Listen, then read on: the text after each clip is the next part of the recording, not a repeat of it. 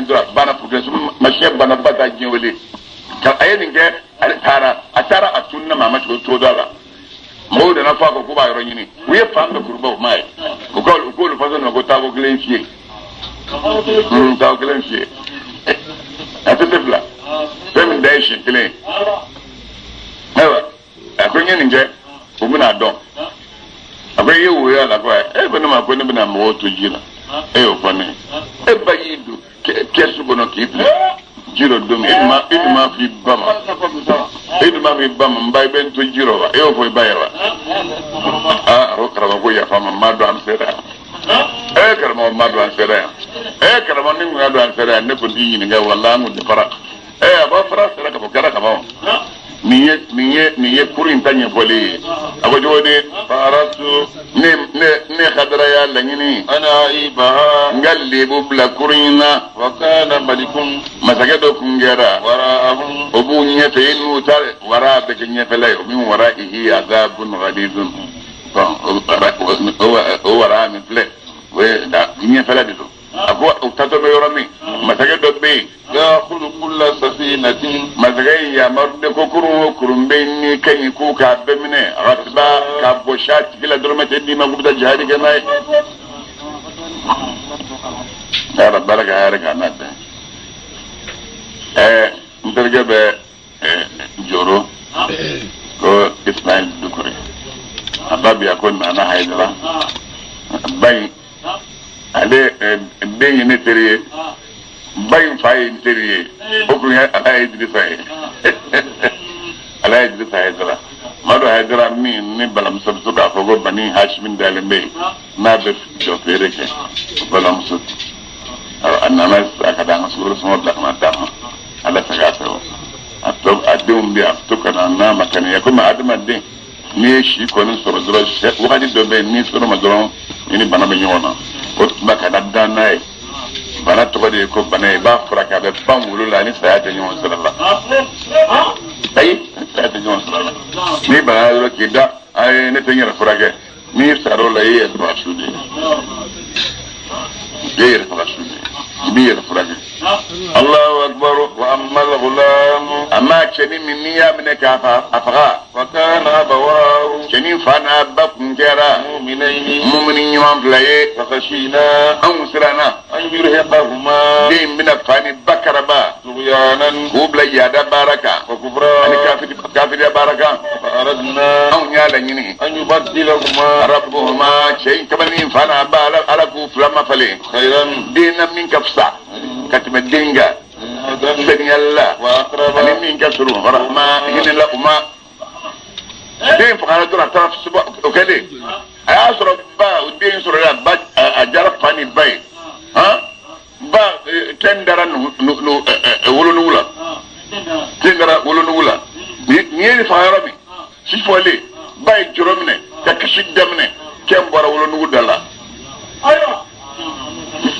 yafa hamye kemboy bo dengu asbanin bak ay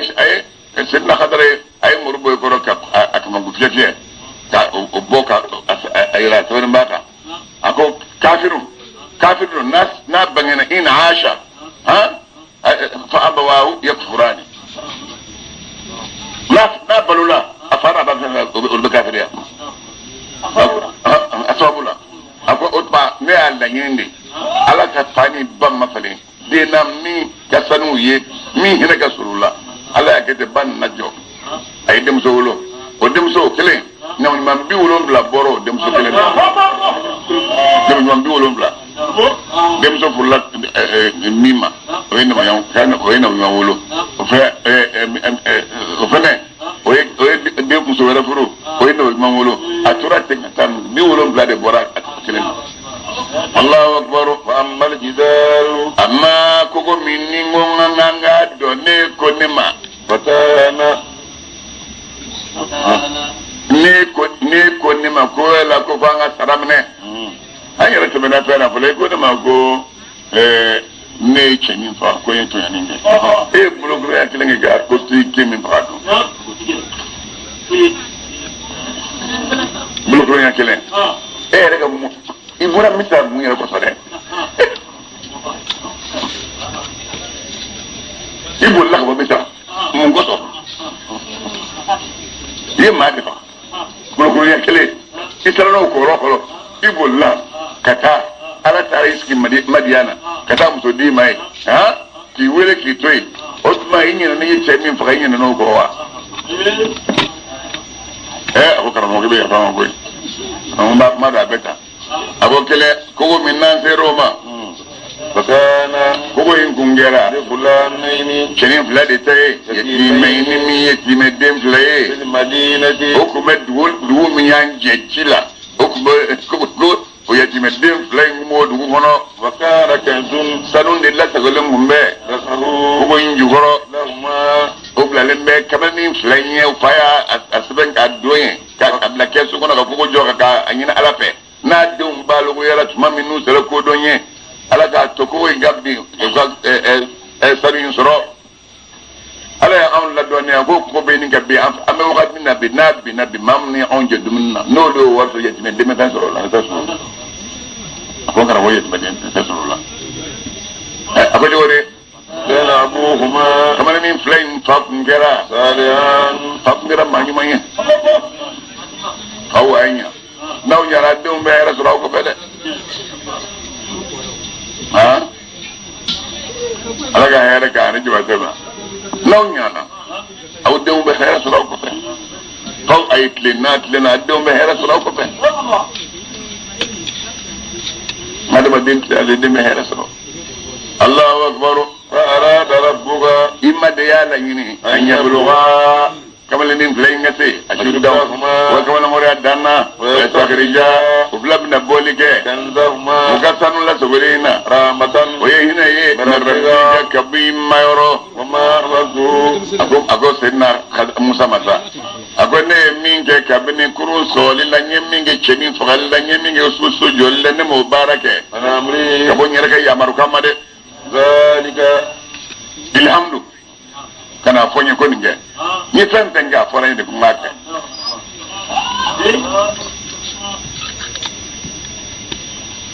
hawla wala quwwata illa billah ilham be wayu be istidraju kana be istidraju libana nga fara ngala so ngala maso menenge lo shaitan wa ayin labe ayin malaka ubul qaim ayatu ngani ngai ayininya akata kan ne ko sube akat ni ro chama so jana mala Allahu akbar zalika bilaka mfem fiye tawil ma dinde fem koroyi lam tastati famamate saballa alayhi faminga wasalunaka ya Muhammadu bin yininga anzil qarnayn jabul qarnayn bariyama asanu gafarasa ko Musa ma ako min alladin ko ijo kolo Musa ijo bole kolo nana walimna ngani nane ne dapat pajila ko di pala ay dafara yalla atale ay Musa inga ako kono yi dafa jita ay jirota ay minta o haga min bora baji ne bu haga no Musa ko defo ya kana nya kana don na de ne minge Musa ngana sta ko mbulu ni mo shite mata kana nya wala ne ga doni ni eta ala ta kerete abugo me kono ni minta abo baji boni foku nya ya dum dum aka na jo aduma dina jamana benata wakati son fendo ala bulu mara min so minda na bunya baka kana nyi kibabu ya ta baka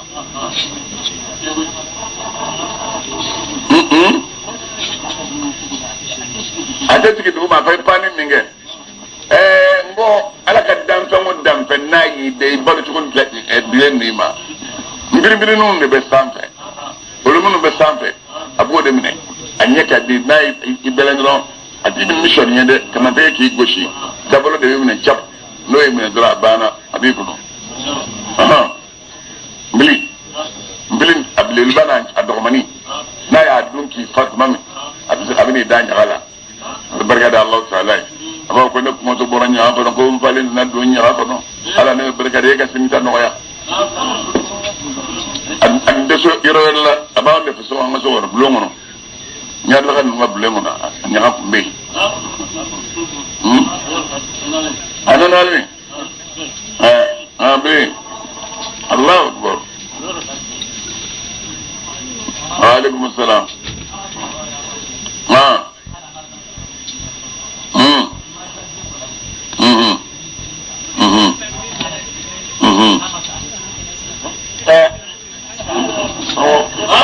la masa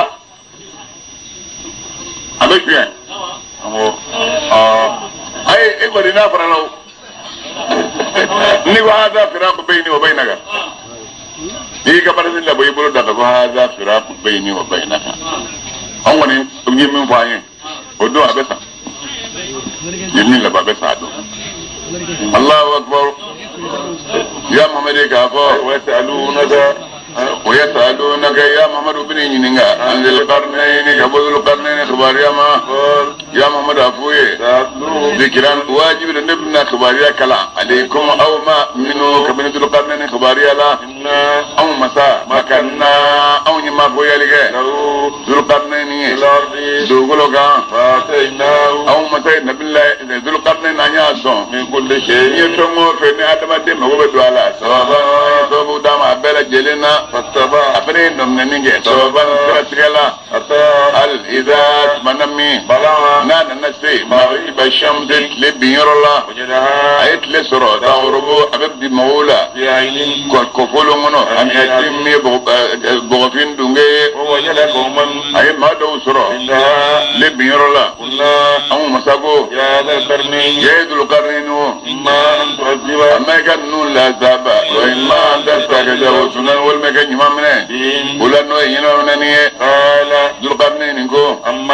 أما مغمي نوي أيضا كنت ينفل لنا فياي واجب دو نوازيكو أمنو لا زابا وتبننغو وباتك إلا سين كتام ماما فيعذبه على بعض لا زابا لا زبلا القرآن من كونمي أما مغمي نوي لماني يرى ناي باركي بارك يمانا فله جزاء الحسنى يمان سربو تكلما نوي الجناي وسنقول واجب دعوة مسبب فولك له أتكلماي أبنا نكون لا يسران نويرا وتبننغو أي تزوقني نمنينغ أي كرون بسرا منه منمي نانا نسي لبورولا أي لسرو تطلوك لبكبو موكا فرافيون له سكران أو مسبب سترالو ولما نتلشي ذلك لك كوفي يشبه بكوبو تشولا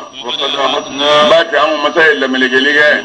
نفني لقى مدلو قطن يرو كبني كلمنا كلدينا كبران دوني الله وتبنينغو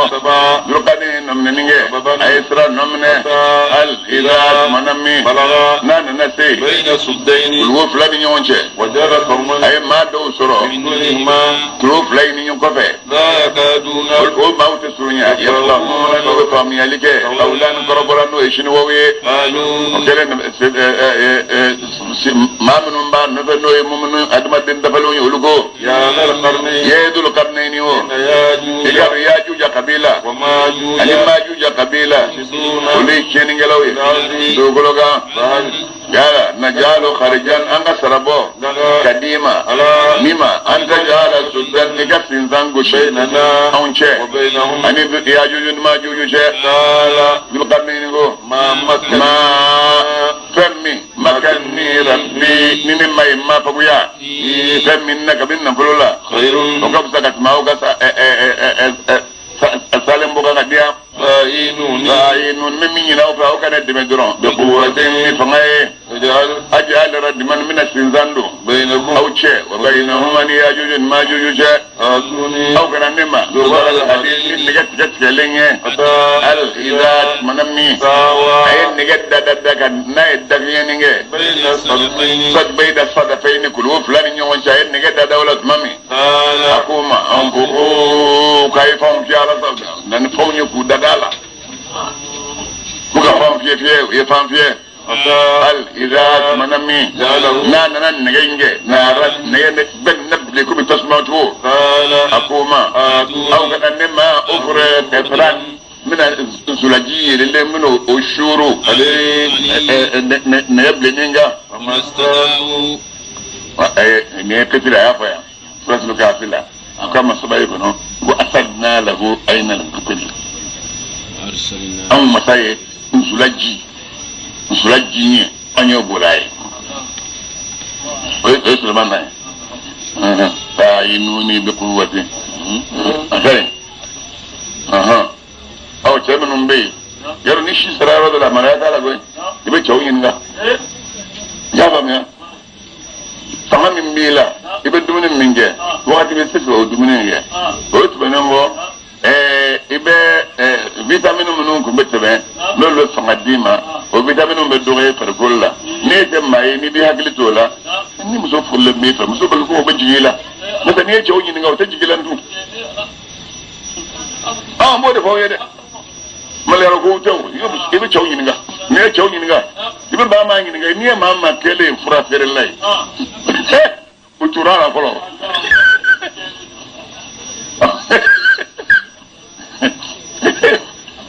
fura fere la fe diai iba suru turara ko lo de o ka tila ko rate de ga do nyini iko yedo o tuba bila ya kulisi la gla kusi da chema kamishi sa bisba ani duru kapis ishima ske bisba ni duru ma aba komande kana ba abeda don don sanin da se binani ma abeda don na se bi woroma o tuba abijuya na jigora ma se to ala to be olu fanga ka bon kusube am la gamin ko sa qur'ana ya fay to bo ni ko do fa ay nuni be quwwatin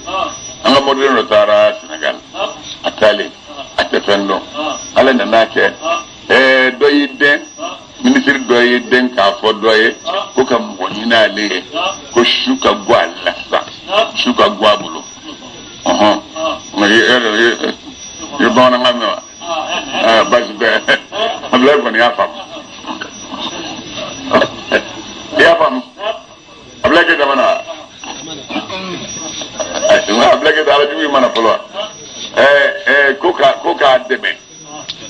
koka deme shube jabulo kunana ko ni tene ko atawaju ni rola bizula ka papa ay ni ko watel ko ni ya sabe shiya kemen kan tumingala ko ko deme alek men shira mabbe wala kada ay no ni ko wata kemen sabe wata tumi ko royin ngadin ma o mo ko la o mo mi duwe ha to wat be defat ma ko takar mo kay royira la mais xolam min dara ko e sabeni de sunu ma sabeni wari girman na radi atola te mo bin na sa dikara mo tema ni be fam min don ni ka doni sara bi bu ni ba ni ba ni ka doni sara Allahu akbar salam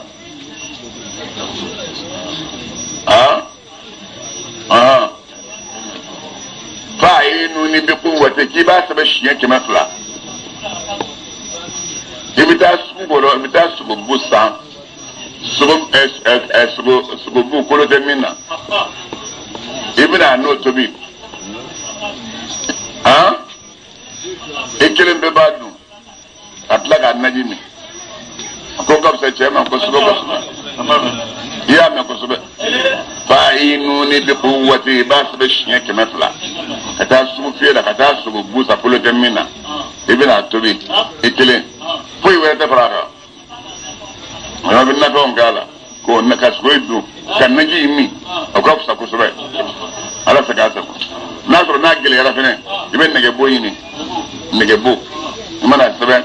shi yake bela wala ha tro fly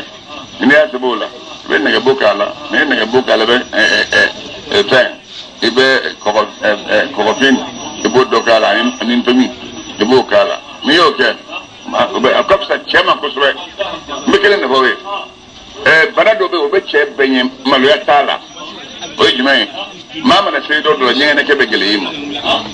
obe che benye na yi so do kana maluya ta do to fe juna be kumbe ka saraka da ka ibuluda ida do to fe awa koleshiko ni nyene ke ntanya ye mamin sura fura mi wa kaba kelin a bonji ibe kaba bonji tobi ka jimi no kera dura ala baba wa bonji ko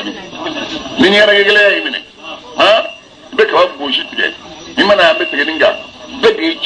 chebe bana be ka chel bana la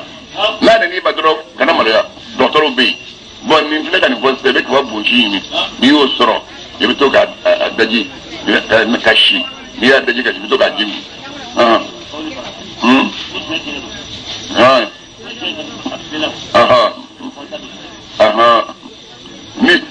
mi je na da ba dai juin chana aka do fiu ba mon be bol mi to ka bo ni juin chana ba wala ni da ono na da ba dai juin chana ba wala betle la dro malo fara ye malo fara tubi kama malo fara abulu tele malo kise bo fara bi gono malo bu ibida malo buta ha awo fara ba kosbe e bo tubi akodi gala bam ko mero jo awo malo fara ba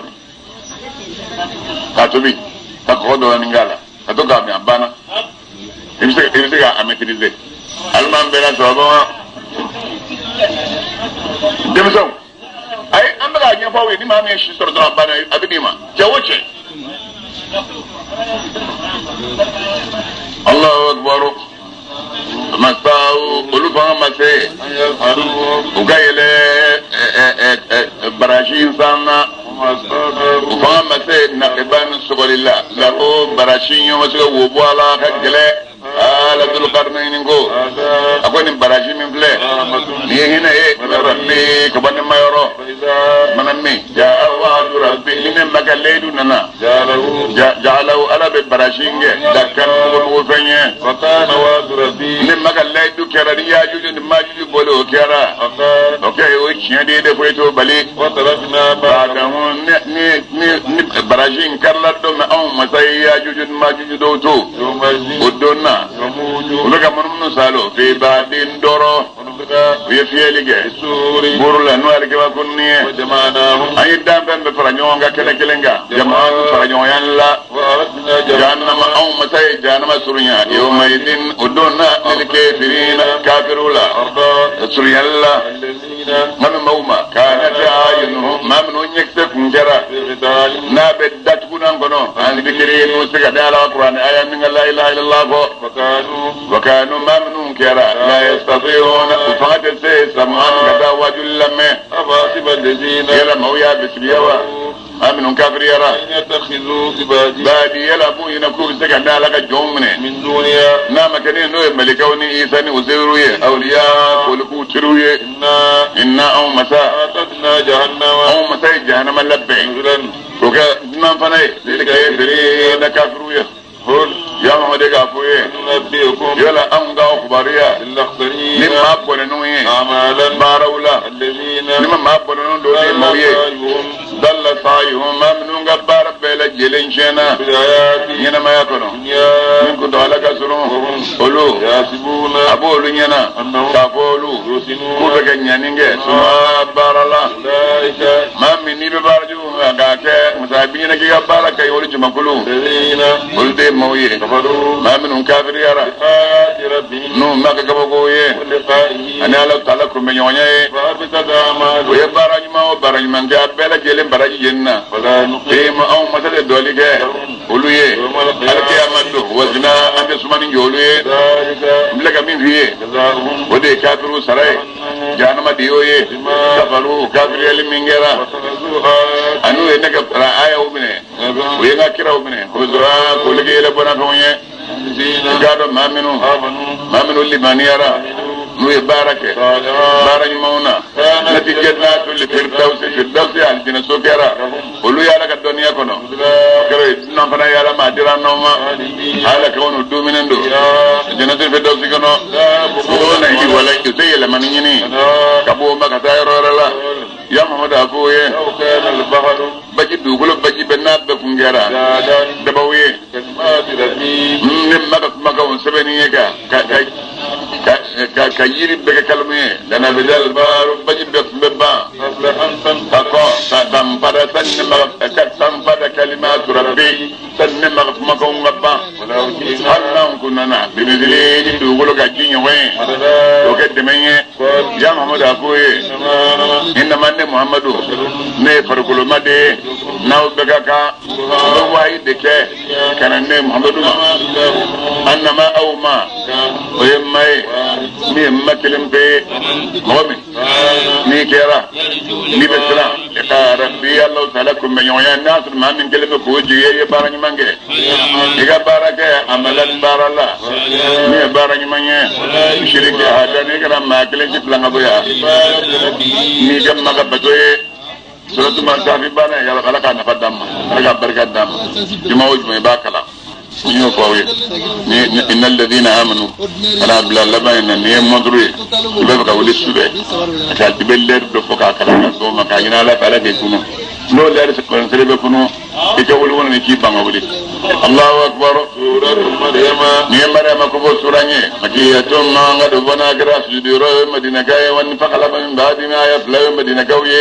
abela jele aya bi konon doni segi wal ma aya bi konon doni be suranye ngono بسم الله aya kalam da min Allah ta'ala to barka mai الرحمن yen man lo bolen diga Allah ta'ala arrahim la rena kran dido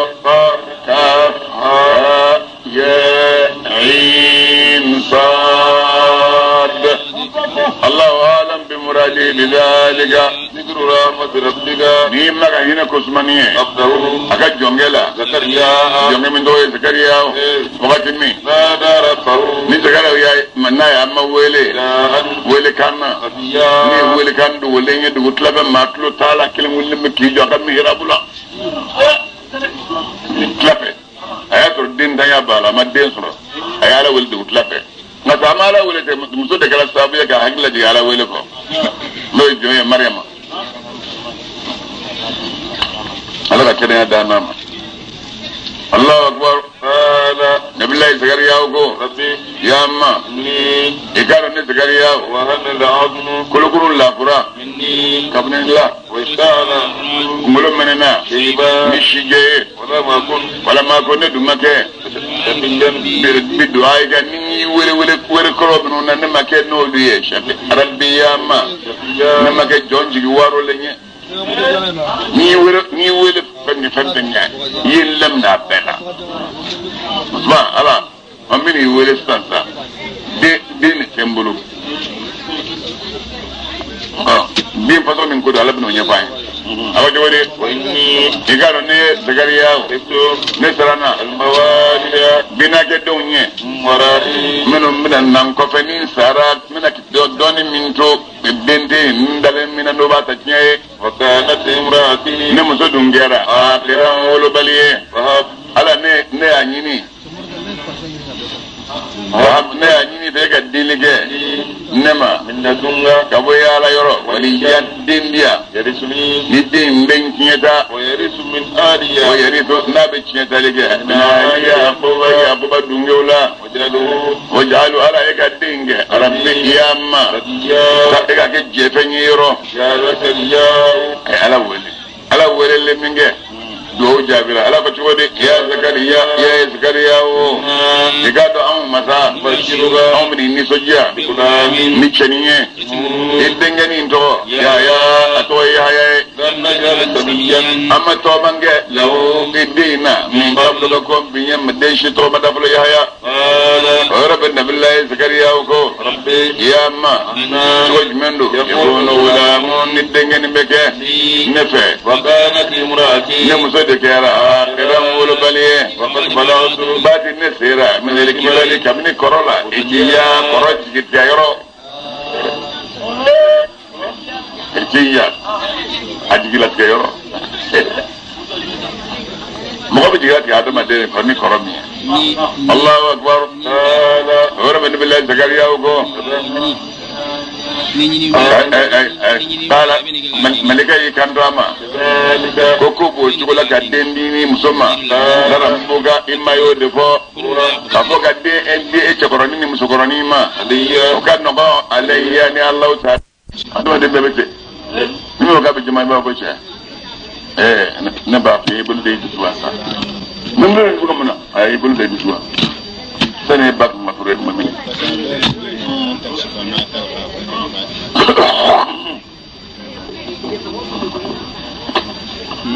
سنة باك مفرد ممين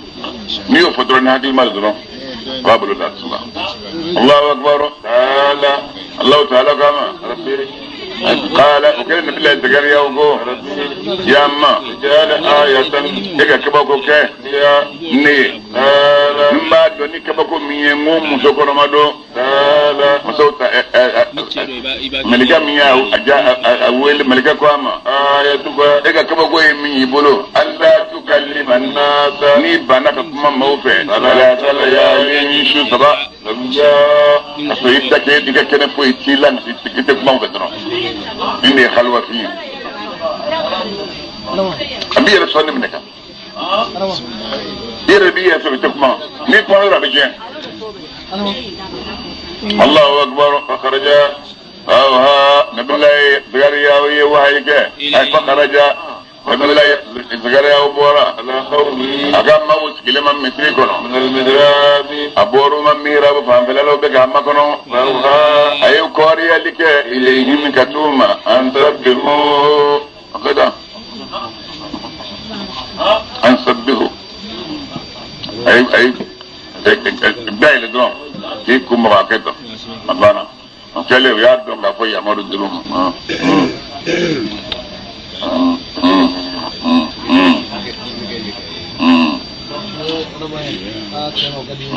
مما دين شمان سريدون ebe مريم تاكونا كان ناي 3 ليال سويا ebe داين eba treshien tan ni oke bida manu kene ha abetu ala mtarete me ya bara musofa wetla ta manu kene yini moso bulo wal man dolendala bulo ibna noye ko atta o kan nashila ka no tobi ka do ni odun Allah ta'ala be den chaman bi mawo ko chero de aywa lama ko ka fa ko chero mi a do ya korbo ko o ya ke o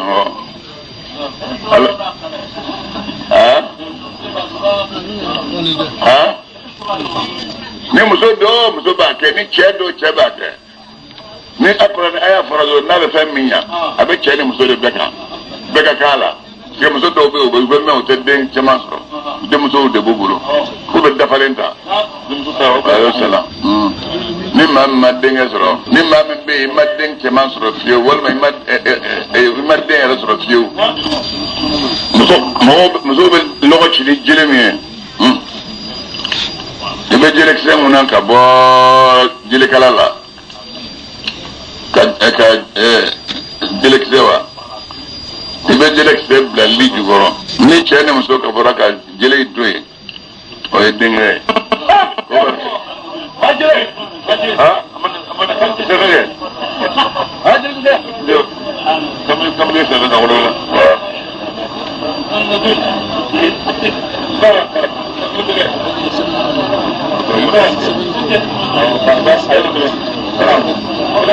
وعليكم السلام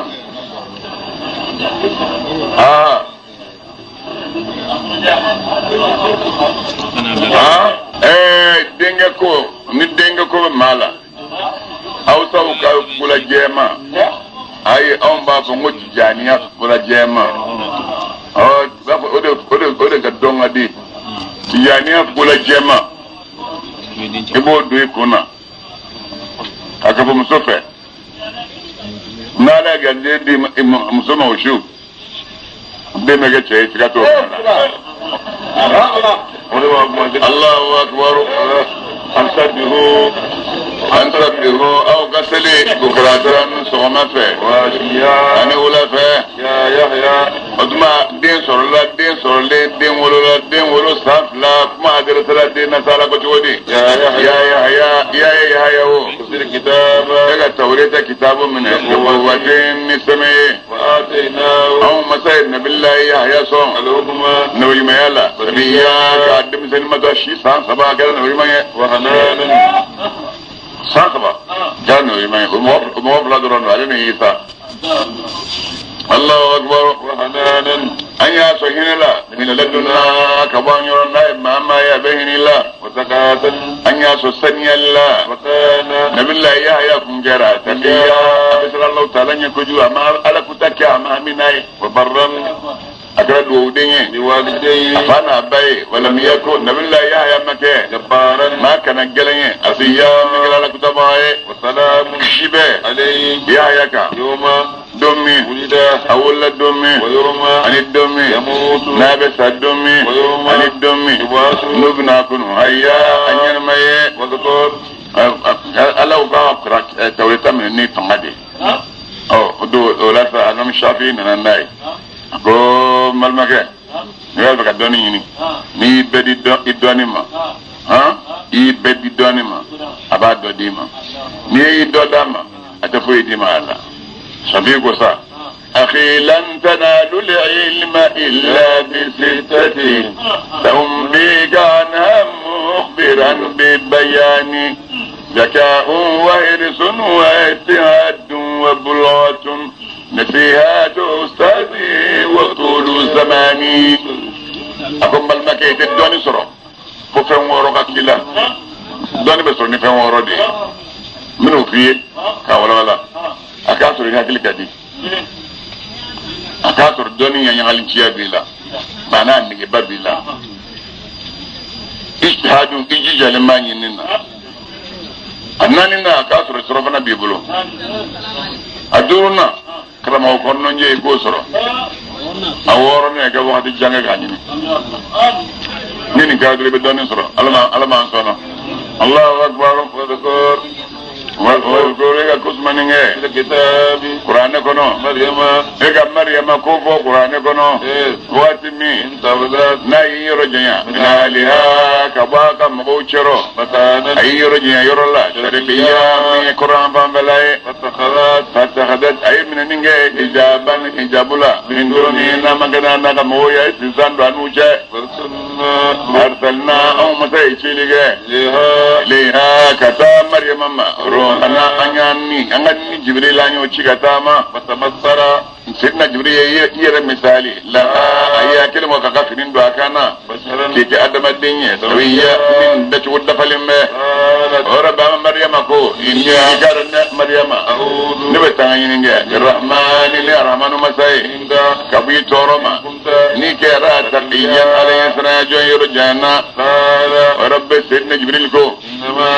إنما أنا من فلان رسول ربك إني مكشدني لأهبلك مسغدلك ما ولا من شنينا شنيني دين صدمانية ورب مريم كو شو جماندو يكون غلام نشين ذاك نفع ولم يمسسني بشر أدم أدم معنا نيني والمنفور ليه ولا ما كو وتمنى ما كان بريا ما جناك لا اسمه كسمورم باي ورب الملكي كان داما كوكو بوشولا كدندي منا مغني فاي ربك إما يودفو كافو أو أينو وكان نقول عليني الله تعالى كا ونجعله أمن الدينج آية رانكبو كدوني للناس مويه أمن الدينج هنا منا كبانيوني ما من لمنانا وكان نبي الله يسد ذلك يرى أمران كونيه مقديا إنكلا لا تجفي على الدنيا بنو ورب سنجري أي جولين دفرا هذا شيء دفين ندود لغيت بقنا أدود لغيت بقنا هيد لغيت ترى بيت كفرنا برا سامبلا ترى بيت كنا نقول بدوت ترى بيت ترى دين سوكنا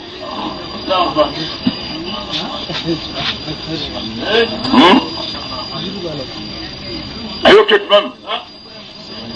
أي كنا أشوفني كنا يورون إنجلين بيت كيس أنا أنصنا أسمع كنا إنجلين أي كنا دا فهم لا بيرو وكلا أما مريم أما أسنى عيسى الدني فانتبذت أي رجيا ناي مكانا كتاير لا أشياء يرنك جاك مولا فجاء المخاض أيوة أنا نمزة كوكالا نكمو فجاء المخاض وكرة يسكو كن بنا ناما أما كوي ده فجاء المخاض كنون دنيا لناتي إلى جذع النخلة كنون دنيا تو أما مريم تارا إلى جذع النخلة كتان تمر الجكرما قالت رب أبني سينزوكا أقول الله كرت علي دين سوري أبلالي أني دين ولولي دارك لي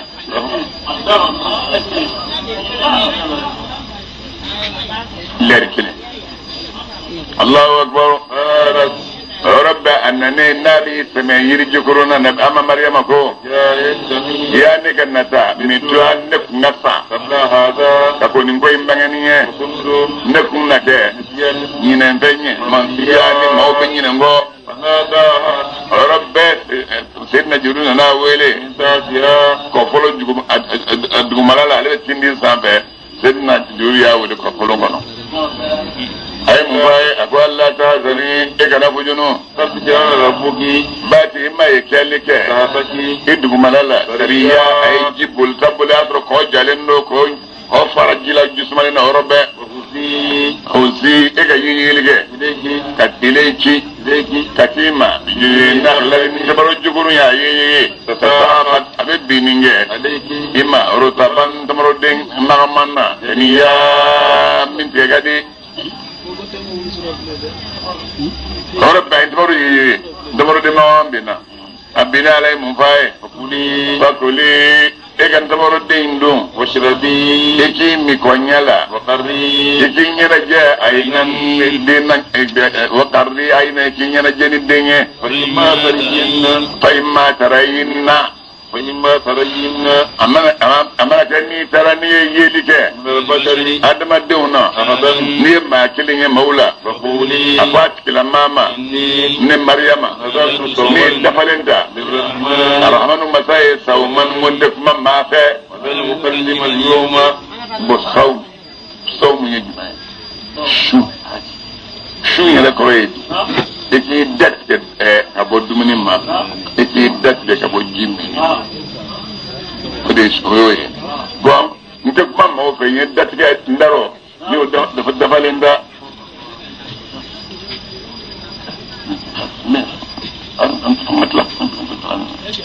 أمدا ولن أكلم ولو أكلم إنسيا نتف عدم الدين بنيويا اليوم بدوينا أي سيرو دا بغاتي بلو سيرو دا بغاتي فأكاد أما مريم أننا بهين نبلا إيساي وما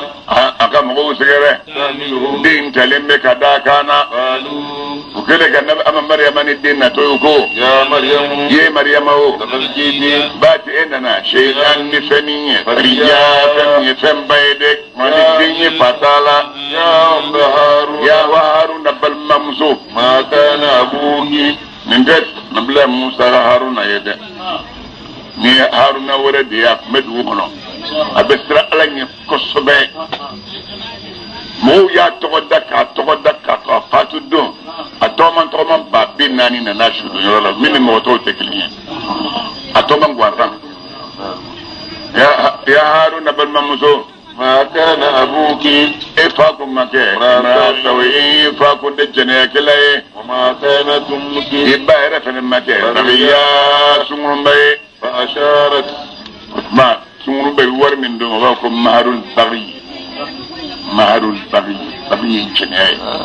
Allahu akbar فأشارت okera ma maryama e ko di alike إليه kada de ma ku ko kuma den fe قالوا bani sala ka ko كيف wajmando nukallimu man na ko ma fe كان ma min kera fil madi bamnangoro tabiyatin kaniye قال okera maryama ko إني kitado ne abdullah ne alaka jongede آتاني الكتاب ala ne so tawreta kita الإنجيل كتاب الله وجعلني على إنك نبيا ويمني وجعلني على إنك مباركا بركما فيني أينما يرو كنت نبي يرو مولفا وأوصاني على إن الذي بالصلاة كونغ سلي والزكاة أي الذي كونغ جربو ما تمد ما دام نندو من به أيان يلمي وبرا على إن الذي كونغ تودني بوالدتي نمبي ولم يجعل على منك جبارا ما كان جلني شقيا ما كنا والسلام وكشبه علي نما كبو على يرو يوم دومي ولتو نولا دومي ويوم ani domi min be sa domi shilendo ani domi no brande kuno ayya yana malika makanaga ذلك ayo ma min go ni abdullah atani alkitaba waj'alani nabiyyan waj'alani mubaraka aina kuntu واوصاني بالصلاه والزكاه ما دمت حيا وبرا بوالدتي ولم يجعلني جبارا شقيا والسلام علي يوم ولدت ويوم اموت ويوم بقيت حيا اكو من فلبلي عيسى من مريم الدنيا وندي كما فولي اويه mo kiyan kuma mi يمترون yahudi aw ni nasara sigale me kiyan kuma bina ni kuma ko ibnu la fa yengalon de ni mo go salu salati ba yengalon de alay kelendronde ما كان amanga lillahi allah ta'ala أن يتخذ min waladin akaddingile mine سبحانه ala sani ale me ka wodde mine ma mami كذا أمرا nala e fami kele lanyini وإنما يقول إنما على بافو له فيما إكاك ويكون بقرن قلم بلا جلنا وأن الله قد غنيا كابو الله تعالى أرد إني يسمي وربكم أو مدو فاعبدوه أو قال كلمة بتوسا هذا على كلمة بتولي صراط ولي سرت مستقيم من يسربت لني فاختلف العذاب إذا تعلم كافر جماعة نجوا فما يوميا من بينهم وني نيوان كدوغو إيساي على الدنيا دوغو على يردو دوغو كسباناندو وويل برنو يانغتا للذين بمويه كفروا ما منهم كافر يرى مشهدي يوم كم وبكت دونغا حدر دون دلا عظيم دومي دومبا نو الكما افيام الدنيا اسمي تنباي لما نينجي بهم نادم دون يو دون وابسي تنباي يلي كنو يو دون يوم دومي يا سوننا نو بنا ما سما لا ردون لكن متى يرتوني مو بدوينا ولو فيليرو بينين فيلم نو بانغنمبه وانذرهم يا محمد يا ما غافروا لسنا يوم لا رجل مسجلن دنيا نيال كما توتاي الله اكبر واتمي وزي الامر نو يكرا كو كيرتي كابا adama denw nyere ya u bɛ ɲinɛ na adama denw o tɛ di ma ne n'alikiyama dɔn ye anw masa anw tigɛtige anw de bɛna dugukolo tiɲɛ ta an bɛna maa tiɲɛ ta maa min bɛ dugukolo kan u bɛ bɛɛ lajɛlen la segin kelen na ka na anw masa de ma ko suma ni k'i ka maaw ye kuranɛ kɔnɔ nabila ibrahima ko f'u ye i ka nabila ibrahima kɛra i ka diɲɛtige caman ye a kɛra nabo ɲuman ye wagati min ni nabila ibrahima ko a fa ma n'o ye azara ye yan fa mun kosɔn ta'budu ma n'i bɛ fɛn bato fɛn min tulo tɛ ko la a ɲɛ tɛ ko la fɛn min tɛ nafa ɲa ka bɔ i ma seya ko i den kelen na yan fa i k'a dɔn ne ibrahima ba ti nali kɛra ne ma kabini dɔɔni na maa fɛn na lamiya tɛgɛ min ɲɔgɔn n'i ma baba ye ka tugu ne kɔ a tɛgɛ n'o kɛra nin kana k'i bila siratigɛ kan sabu i y'a min ye siraba tilennen ye yan fa e kana sɔn ka sɛtanɛ bato i k'a dɔn sɛtanɛ kɛra a sigilen alakuta caman dunke ye arahamanu masa ye yan fa ne ibrahima ne sirannen bɛ lazaba ka ne masali ɲɔgɔn ya kamu arahamanu masa ye ma sɔn ka tubi n'o kɛra i na kɛ waliyan dɛmɛbaga ye sɛtanɛ ye o yɛrɛ bɛ nabila ibrahima fa ko a ma ara ake kono anta yele fene kanne mewa عن آلهتي kamane ga alawma يا إبراهيم ya ibrahimu لئن لم تنته wallahi be kalmin fo naga joma ni ma dabla ari man naga mini kirni gongoroye وأجبني eki datte nela maliya wo janga na kumbe قال nabla ibrahim ko سلام ko ba ko kishibe عليك imma فأستغفر rabbi ربي wajibi do mena ya fanyi mafe لك iye إنه igaro nemma nemma kera be yandu jabi dunge biya ni namne ibrahim ye وأعتزلكم nebna yoroje yaula وما mina yoroje fenna adaga jominu wele na mutene allah taala nebe made bato absaga be ألا أقول nebna ke be duai rabbi ni mabatoliye shaqiya nage jongna ngoye فلما manami نظره min nabla ibrahim yoroje aga maula وما ani fenna يعبدون udaga fe be bato من دون na الله magana allah taala ووهبنا إسحاق aw masai saaqadi له nabla ibrahim ko gedenye ويعقوب ay nabla yaquba dama ko gedenye وكلا boy modde o ina bla wa kullan kelengelen be kabni ibrahim ni saaqan yaquba la جعلنا anya kelengelen be ke nabiya nabi manye ووهبنا aw masai dilike lahum nin ke tama من رحمتك kabla ngene la noy na bolo chamani den chamanye وجعلنا لسان misala sidikin kiyaga nanyo ke lahum uye عليا min koro talemme dinati be butanu واذكر ega kusmani nge الكتاب qur'an ne kono موسى nabillahi musa ko ko ga mawye إنه gado musa كان musa kera mukhlisan dina je bay alay وكان nabillahi musa kera rasulan nabiy manye نبيا rasula kera kirai nabiyan do imando وناديناه aw masay nabillahi musa wele من جانب الطور anya wele turu sina kulu kerefe الأيمن ni kiningere belay فقربناه ay musa madwana nabiya ka ngangu no gudu ko nyoye ووهبنا wa abna aw masay dilige له musamma من رحمتنا kabila nga hinela أخاه abal na ga nyu dama haruna ni haruna ye نبيا anyu ke no yima yaye واذكر minde balma ya mai ye hera so do hegre di balma la musakira kira yoron aya fa ala fa ka akoroke kira aya koroke so nyimo fa ala ala koroke do ala so nyimo fa nabse kuma la go ba ko so bi ayo ba ala ala so na واذكر وذكر كوزمانيه في الكتاب قرآن كنو إسماعيل يا نبي الله إسماعيل كوفو قرآن كنو إنه يا نبي الله إسماعيل كان نبي الله إسماعيل كرا صادق الوعد الوعد اللي يدك يلباي وكان نبي الله إسماعيل كرا رسولا كراي نبيا كان ويمانيه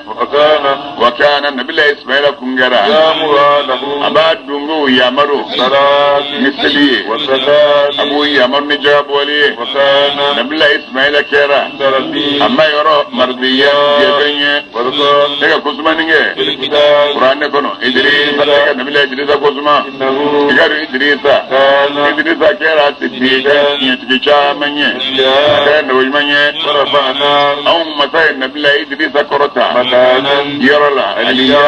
yoro korota leno sangulo أولئك bilaga mamnu mangudo fiye الذين nun de mawi anama Allah ala nemana عليهم mamnu ka nabiyina kabin nabi muna من ذرية آدم muso ni cɛ bɛɛ an bɛna se sujudu ma aw muso minnu bɛɛ an bɛna se sujudu ma min duriyati adama a dɔw ye adamadenw ye ممن a dɔw ye maadenw ye حملنا anw masa ye maa minnu doni مع نوح ka fara nabilayi nuhu kan ومن ذرية إبراهيم a dɔw ye nabilayi ibrahima denw ye وإسرائيل a dɔw ye nabilayi israila yakuba denw ye وممن a dɔw ye maaw ye alayina an ye maa minnu gana واجتبينا n'an y'u sugandi لا mami تتلى ayatu rahman n'u ye arahmanu masa ka ayaw kalan عليهم muminin nunga خروا webbe sujjadan sujud ke bagay wabukiya wabbe kashbaya Allahu akbar ilahi iyyaka na'budu Allahu akbar alaga ayat sujud min ngala ka mene sujud min ba dama dunga dina fa alma tero e awi ka mo tero e parade ayat barbe Roga bora abu dabe ma babu la mana ka fangana fanu nungo be أداء الصلاة o no yimandun ye sedikiye واتبعوا olu tura ashawat kunni dumo ko ala kutala فسوف wajibi do yala bawna ubuna olu fili rayya ya ko bolon ne janama ko bolon ne إلا من wala kara mamiye تاب ni tubira ni وآمن imaniyara ni barake baranymanna olu makulu yadkhuluna aljannata aljina kono ولا يظلمون to lu tonyo ya ko dengel na kabnu ka barajila جنات عدن bies bilika aldina proye التي bilika aldina promi وعد الرحمن arhamanu masay min layduta ibadahu aga jonyi bilawaye bi ko duwelenna إنه igado kunye كان wadu ala ilaydu min dawkera matiya na fenye لا يسمعون aljina dawn la meninge ya aljina kono lahwan batarakanna إلا سلاما wana gara kishikmaye ولهم رزقهم garzo buye ya aljina kono بكرة sogoma fe وعشيا ani wula fe تلك tilka aljanna aljina min libro ibolo ni التي alde fenye nuridu man amam adi ma machiye من عبادنا amna nga jona kana mo ni kera ya ala yasra ya jonye وما تنزل وما نتنزل ملكو تجي لا بأمر ربك ولا بكني كما يامر كايا لهما دين جورو منا ورد من على كرافي كرام اماي اني في كرام اننا كوي بفما كنت اني كفي بو دبا تجيت ما به ابي من من يدزولا كتيما وكبو ني تاي نسسا ملكو ملكا سيبا بوست منا إذا جيجا بوي كو أردو لسادي كبوي نورو كتاير الله حركات بيننا بلون يوانجا الله أكبر ما نتنزل أمة ملكو تجري إلا بأمر ربك فابقني مكا يبركني لهما سنبي على تاي بين أيدينا فمن بأم ملكو نيكون لنا لا وما فيني على تاي فنا فمن بأم كبك بنك نيكولا وما فيني على تاي بين ذلك فمن سنغل ندوغلو وما كان ربك ذكرين من في إمام مكة نسيا ناني نيكو أما ألما نيكو ده رب السماوات اللي سنغل ولون بلمي والأرض دوما كل ولون بلما دو وما فم مدو بينهما فم بسنغل ندوغلو فاعبدوه إيجا على كل بيبتو وسنة إيجا سبالي لعبادته على بتو إيجا سبالي على بتو كا أن تعلم سبيا نبيني نغيلي بتومان دوا له على الله ويقول الإنسان Sama. Musoore ngile mara to da. Aya da Facebook gina karata. Kabina kara ma jama fariya. Ko demolo ga gel Facebook ga o kunu nimma. Allahu akbar. ويقول الإنسان ويقول الإنسان أدم دين كافر بافو بينغو الكما كنن دي كينو وليد بن مغيرة إذا كيرت مامي ما مت إذا ما مت إذا ما مت يرت مامي نين سارا فسوف هو واجبي دوا أخراجو وبنا نبود وقول أيا كمين ماي أولا يذكر على وجبلي أولا يذكر الإنسان يرى أدم دين كافر مسكي هاي ميروا أنا كفا أو مسار أرسلناه أو نيالدا من قبل كفا كنتي ولم يكن عليكم ما جاء شيء أو دينغليني وورثك كالذي مي لناشرنهم والله من كافر بفرانيونغا سيأتينا أني الشيطان ثم أمو بدو جلو كلمة موت منه فنودرنه والله أمنو بها دري أولى جهنم جانما كرفة جزية ونيونغري من وكم رغورونغا